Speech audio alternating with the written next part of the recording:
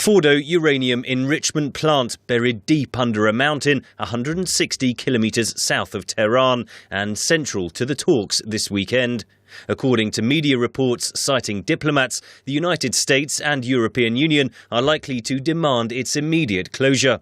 David Cliff is a nuclear proliferation expert at the non-governmental organisation Vertic. It was constructed essentially in secret by the Iranians and unearthed by the West in September 2009.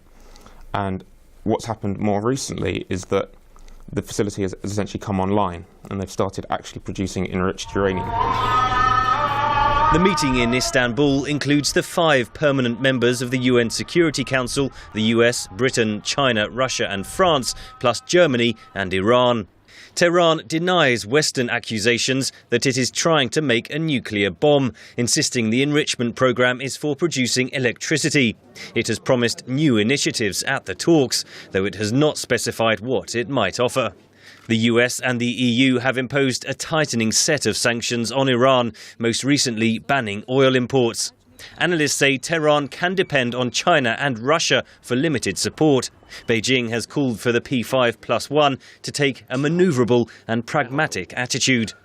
The Iranian leadership itself is divided, says proliferation expert David Cliff. There's not been a decision taken within Iran as to whether they want to go for a bomb outright or whether they want to develop what is called a virtual nuclear weapons capability, where they have all of the material that they need and they have all of the scientific and the technical knowledge that they would need to develop a nuclear weapon if at some point the go order was given. If that happened, both the US and Israel have said they would have little choice but to launch a military attack on Iran. Analyst Andrea Berger at the Royal United Services Institute in London says there is optimism that diplomacy will prevail. With the current negotiations, none of the countries around the table have articulated that this is the end for engagement with Iran. As a matter of fact, the schedule for negotiations seems to imply that countries are hoping that there will be future negotiations to come.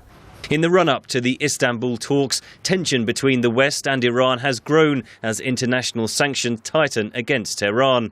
With Western patience running thin, Washington warns that time for diplomacy is not infinite and that all options remain on the table. Henry Ridgwell for VOA News, London.